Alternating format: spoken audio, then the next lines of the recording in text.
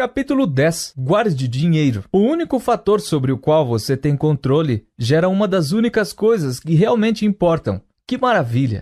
Permita-me convencê-lo a guardar dinheiro. Não vai demorar muito, mas é uma tarefa estranha, não? As pessoas precisam ser convencidas a guardar dinheiro? A resposta é sim, muitas precisam. A partir de um determinado nível de rendimentos, as pessoas se enquadram em 3 grupos: os que guardam dinheiro, os que acham que não conseguem fazer isso e os que acham que não precisam fazer isso. Este capítulo se dirige aos 2 últimos.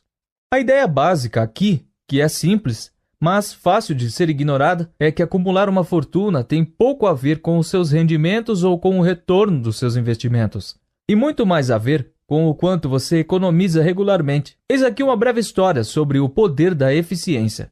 Na década de 1970, o mundo parecia estar ficando sem petróleo. Não era difícil fazer a conta. A economia global consumia muito petróleo. A economia global estava crescendo e a quantidade de petróleo que éramos capazes de extrair não crescia no mesmo ritmo.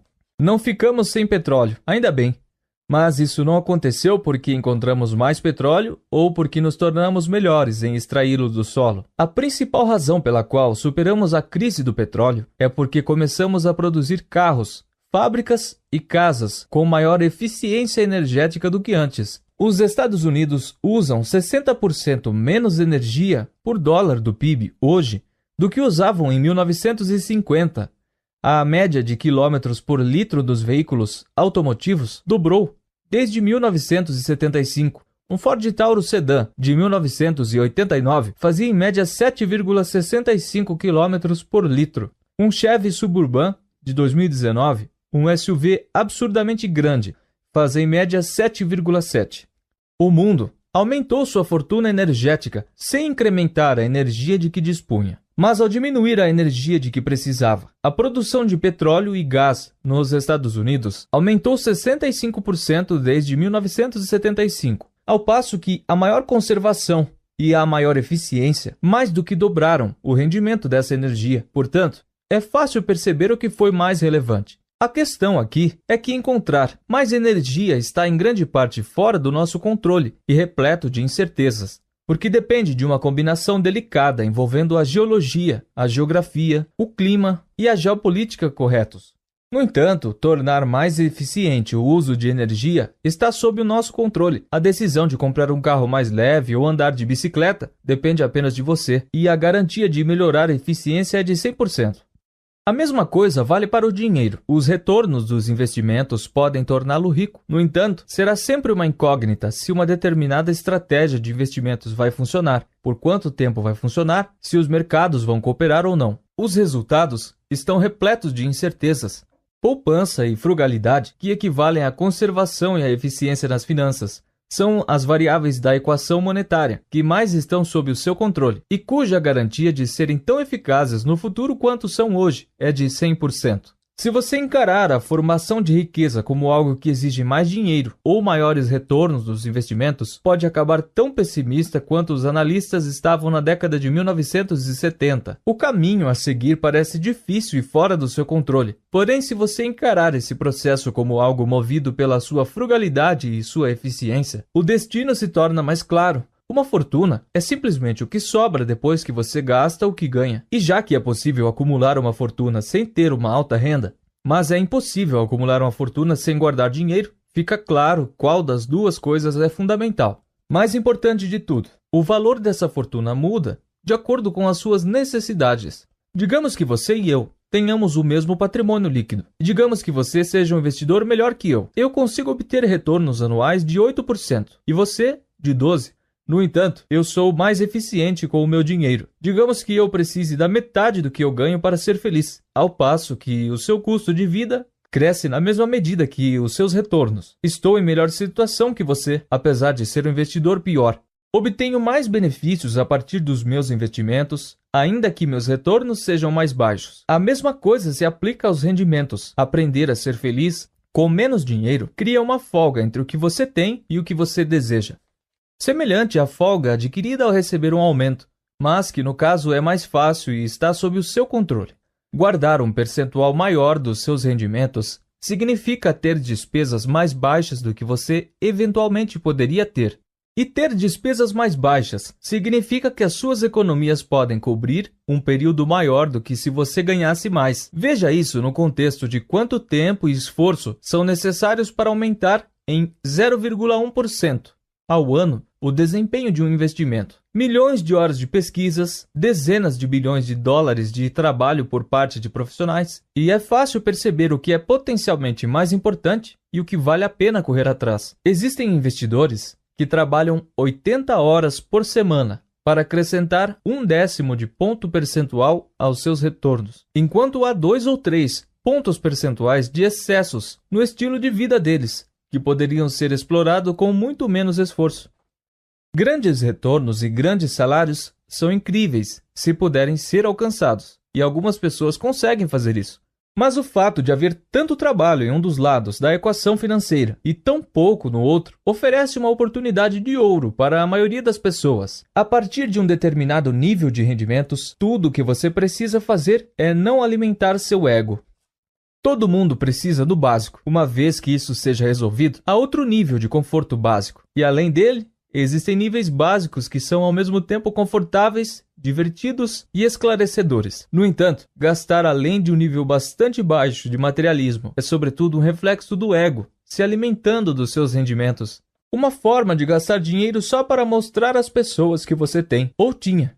Com isso em mente, uma das formas mais eficazes de aumentar suas economias não é aumentando sua renda, mas sim a sua humildade. Quando você define suas economias como a folga entre o seu ego e os seus rendimentos, percebe por que muitas pessoas com rendimentos razoáveis guardam tão pouco dinheiro. Há uma luta diária contra o instinto de se exibir até o limite mais extremo e de acompanhar o que os outros estão fazendo. Pessoas com um longo sucesso em finanças pessoais, não necessariamente aquelas com rendimentos mais altos, tendem a não dar a mínima para o que os outros pensam delas. Assim, a capacidade de guardar dinheiro está mais sob o controle das pessoas do que elas imaginam. Você pode guardar gastando menos, você pode gastar menos se desejar menos, e vai desejar menos se não se importar tanto com o que os outros pensam de você. Como afirmo várias vezes durante este audiolivro, dinheiro tem mais a ver com psicologia do que com finanças, e você não precisa de um motivo específico para guardar dinheiro. Algumas pessoas economizam dinheiro para dar entrada em uma casa, em um carro novo ou em um plano de previdência. Isso tudo é ótimo. Mas não é preciso ter um objetivo de compra, uma coisa específica para se guardar dinheiro. Você pode guardar apenas por guardar, e de fato é o que você deveria fazer. É o que todo mundo deveria fazer. Ganhar dinheiro apenas para um objetivo específico faz sentido em um mundo previsível. Mas o nosso mundo não é assim. Guardar dinheiro é uma proteção contra o poder incontornável que a vida tem de nos surpreender nos piores momentos. Outro benefício de guardar dinheiro, que não está vinculado a um objetivo específico, é aquele sobre o qual falamos no capítulo 7, ter controle do próprio tempo. Todo mundo está ciente das coisas tangíveis que o dinheiro pode comprar. Já as intangíveis são mais difíceis de serem compreendidas, por isso tendem a passar despercebidas. Porém, os benefícios intangíveis do dinheiro podem ser muito mais valiosos e capazes de aumentar sua felicidade do que as coisas tangíveis, que costumam ser os alvos óbvios das nossas reservas. Economizar sem ter um objetivo específico proporciona alternativas e flexibilidade, a possibilidade de esperar e a oportunidade de atacar. Proporciona tempo para pensar, permite que você dite os rumos de acordo com o que quer. Cada pedacinho de economia é como pagar um momento no futuro, que seria de propriedade de outra pessoa, e devolvê-lo a si mesmo. Essa flexibilidade e esse controle sobre o tempo são os retornos invisíveis que o dinheiro proporciona. Qual é a taxa de rendimento do dinheiro no banco que lhe permite mudar de carreira, se aposentar mais cedo ou ficar livre das preocupações? Eu diria que é incalculável. É incalculável de duas maneiras. É tão grande e tão importante que não temos como definir um preço para ela, mas também é literalmente incalculável. Não temos como medi-la da mesma forma que fazemos com as taxas de juros, e tendemos a ignorar aquilo que não conseguimos mensurar. Quando você não tem controle sobre o seu tempo, é forçado a aceitar tudo o que surge no seu caminho. Porém, se tiver flexibilidade, terá tempo para esperar por oportunidades menos óbvias. Este é um rendimento invisível que suas economias proporcionam. Mesmo um dinheiro guardado na poupança, que rende 0% de juros, pode gerar um retorno extraordinário se lhe der a flexibilidade de conseguir um emprego melhor, ainda que com um salário mais baixo, ou de esperar por uma oportunidade de investimento, que surge quando aqueles sem flexibilidade ficam desesperados. E esse retorno invisível está se tornando cada vez mais importante. O mundo costumava ser hiperlocal. Pouco mais de um século atrás, 75% dos americanos não tinha telefone ou serviço de correio regular. De acordo com o historiador Robert Gordon, isso tornava a competição hiperlocal também. Um trabalhador com inteligência mediana podia se tornar o melhor na cidade em que morava e seria tratado como tal, por não precisar competir com o trabalhador mais inteligente de outra cidade. Hoje isso mudou. Um mundo hiperconectado significa que o repertório de talentos com os quais você compete passou de centenas ou de milhares de sua cidade para milhões ou bilhões do mundo inteiro. Isso é especialmente verdade em relação a empregos que dependem de trabalho intelectual. Educação, marketing, análise, consultoria, contabilidade, programação, jornalismo e até medicina competem cada vez mais em grupos globais de talentos. Mais campos tendem a entrar nessa categoria, à medida que a digitalização elimina as fronteiras globais, conforme os softwares forem engolindo o mundo. Como disse o capitalista de risco Mark Andreessen, uma pergunta que você deve fazer quando sua concorrência aumenta é: como posso me destacar?